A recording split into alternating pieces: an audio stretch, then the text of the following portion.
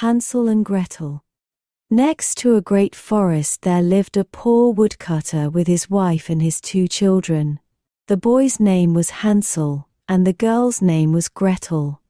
He had but little to eat, and once, when a great famine came to the land, he could no longer provide even their daily bread. One evening, as he was lying in bed worrying about his problems, he sighed and said to his wife, "What is to become of us? How can we feed our children when we have nothing for ourselves?" "Man, do you know what?" answered the woman.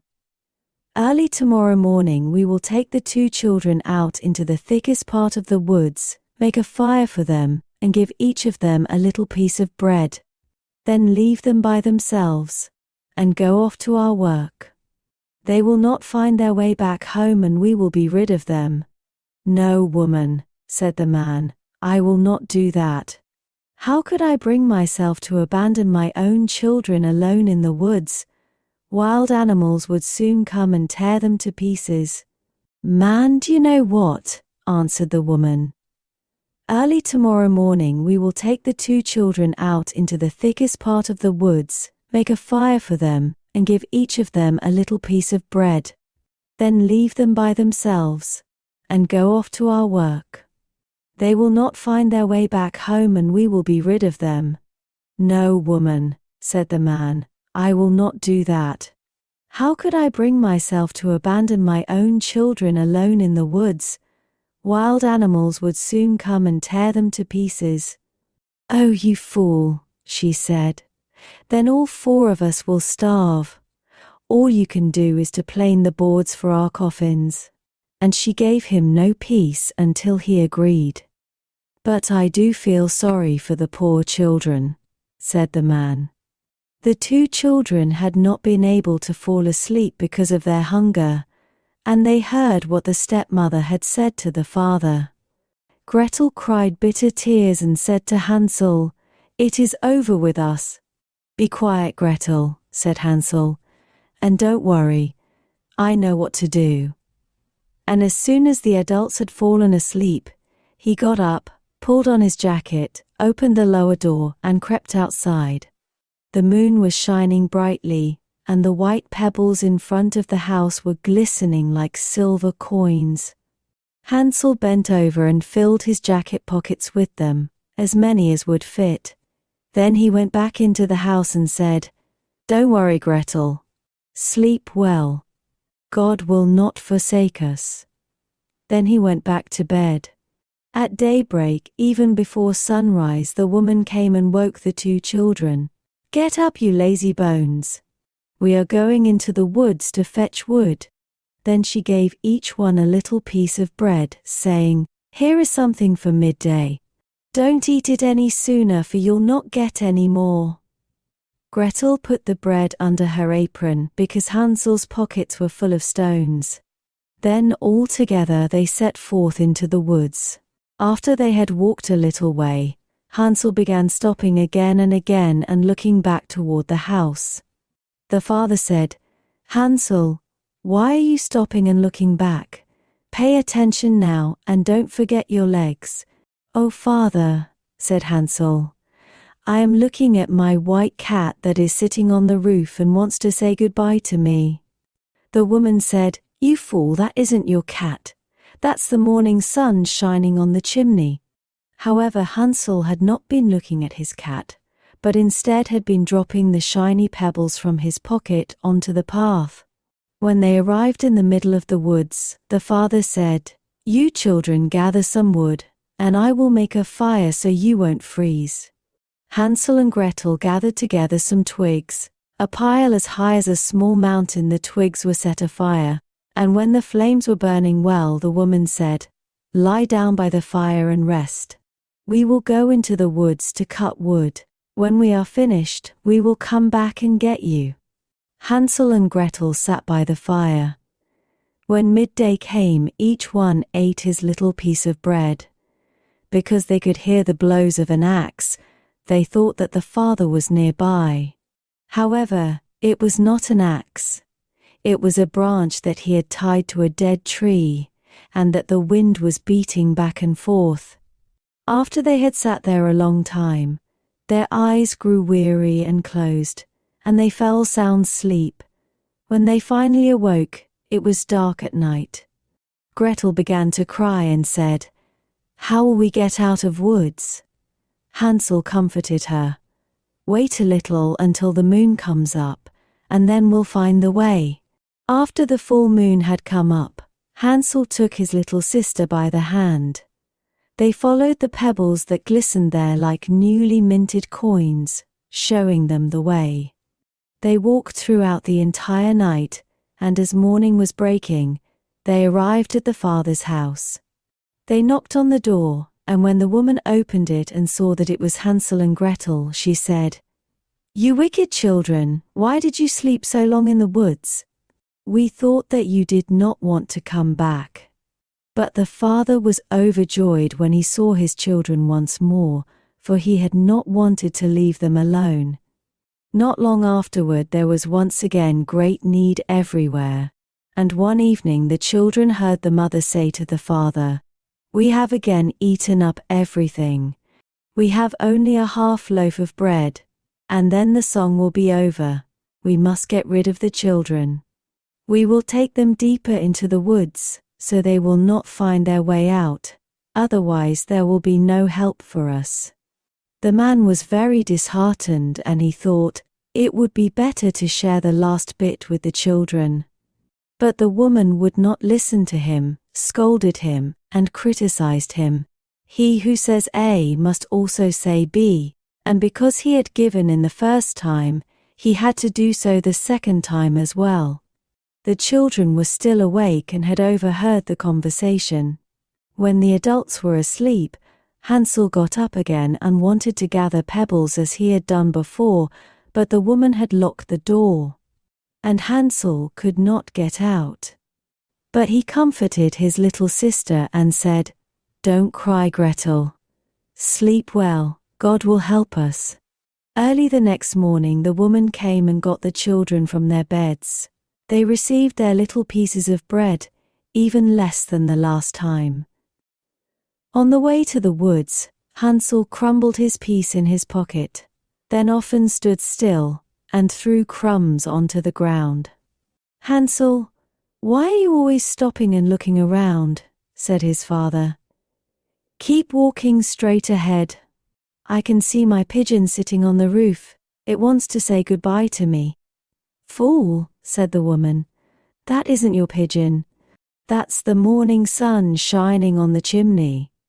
But little by little Hansel dropped all the crumbs onto the path. The woman took them deeper into the woods than they had ever been in their whole lifetime. Once again a large fire was made, and the mother said, "Sit here, children. If you get tired you can sleep a little. We are going into the woods to cut wood. We will come and get you in the evening when we are finished." When it was midday, Gretel shared her bread with Hansel, who had scattered his piece along the path. Then they fell asleep and evening passed, but no one came to get the poor children. It was dark at night when they awoke, and Hansel comforted Gretel and said, "Wait. When the moon comes up I will be able to see the crumbs of bread that I scattered, and they will show us the way back home." When the moon appeared they got up, but they could not find any crumbs, for the many thousands of birds that fly about in the woods and in the fields had pecked them up. Hansel said to Gretel, "We will find our way," but they did not find it. They walked through the entire night and the next day from morning until evening, but they did not find their way out of the woods. They were terribly hungry, for they had eaten only a few small berries that were growing on the ground. And because they were so tired that their legs would no longer carry them, they lay down under a tree and fell asleep. It was already the third morning since they had left the father's house. They started walking again, but managed only to go deeper and deeper into the woods. If help did not come soon, they would perish. At midday they saw a little snow-white bird sitting on a branch. It sang so beautifully that they stopped to listen. When it was finished, it stretched its wings and flew in front of them. They followed it until they came to a little house. The bird sat on the roof, and when they came closer, they saw that the little house was built entirely from bread with a roof made of cake, and the windows were made of clear sugar. "Let's help ourselves to a good meal," said Hansel.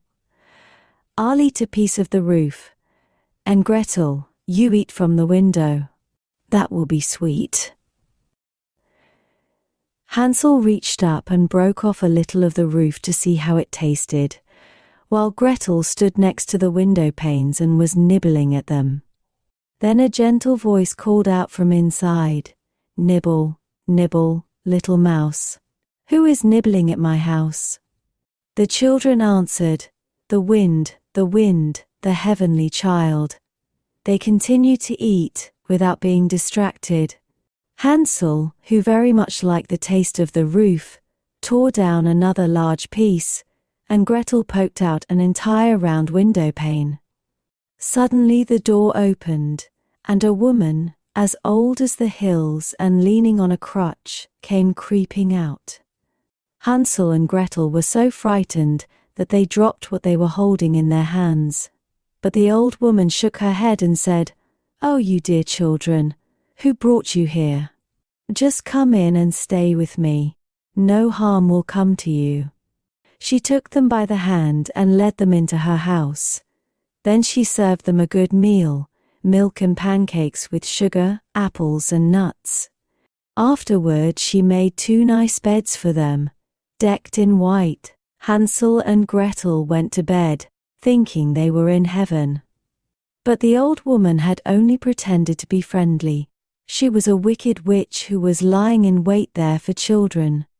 She had built her house of bread only in order to lure them to her, and if she captured one, she would kill him, cook him, and eat him, and for her, that was a day to celebrate.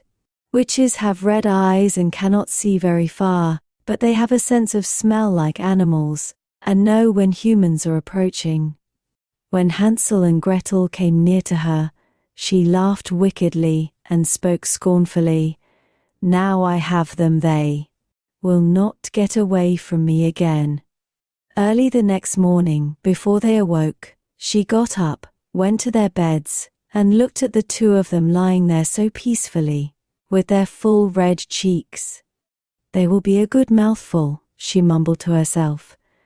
Then she grabbed Hansel with her withered hand and carried him to a little stall, where she locked him behind a cage door.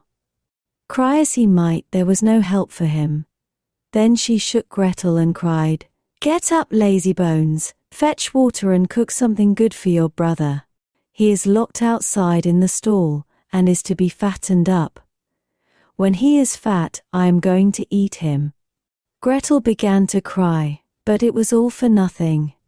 She had to do what the witch demanded. Now Hansel was given the best things to eat every day, but Gretel received nothing but crayfish shells. Every morning the old woman crept out to the stall and shouted, "Hansel, stick out your finger so I can feel if you are fat yet." But Hansel stuck out a little bone, and the old woman, who had bad eyes and could not see the bone, thought it was Hansel's finger, and she wondered why he didn't get fat. When 4 weeks had passed and Hansel was still thin, impatience overcame her, and she would wait no longer. "Hey, Gretel!"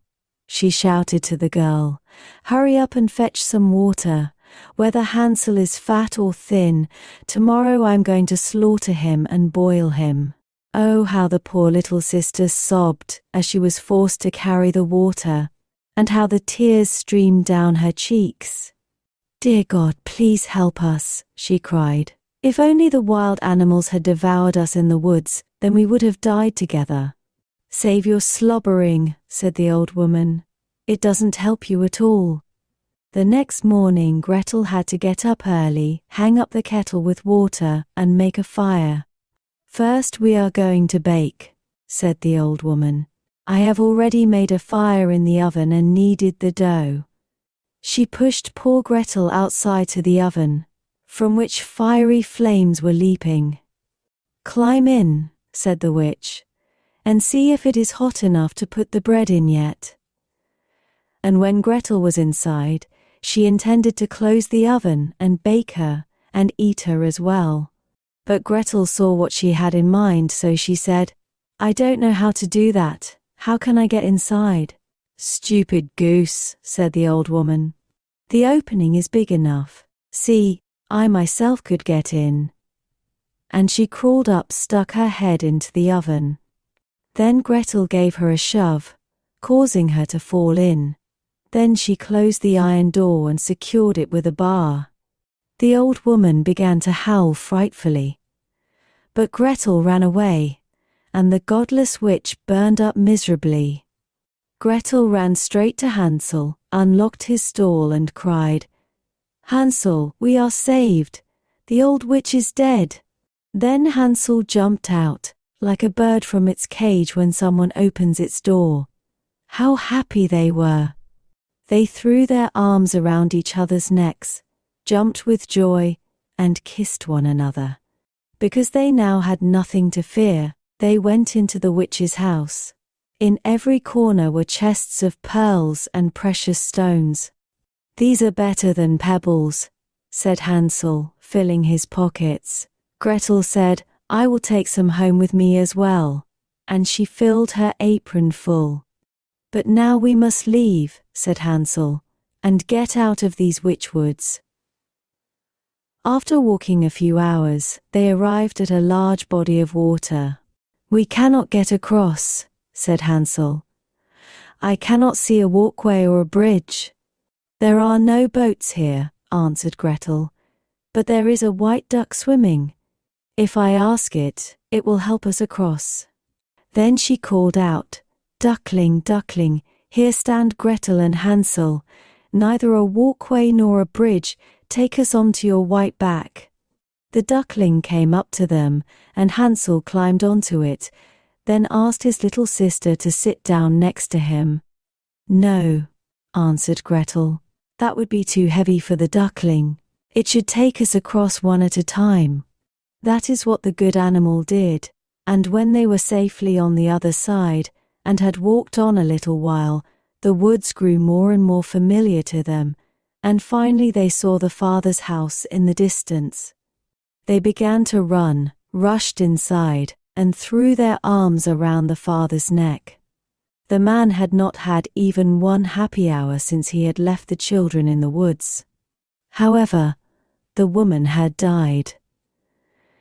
Gretel shook out her apron, scattering pearls and precious stones around the room, and Hansel added to them by throwing one handful after the other from his pockets. Now all their cares were at an end, and they lived happily together. My tale is done, a mouse has run, and whoever catches it can make for himself from it a large, large fur cap. Our story ends here, but your dream world is just beginning. Just like Hansel and Gretel, always be brave and hold hands with those you love. Now close your eyes and embark on wonderful adventures in your dreams. Good night. Sweet dreams.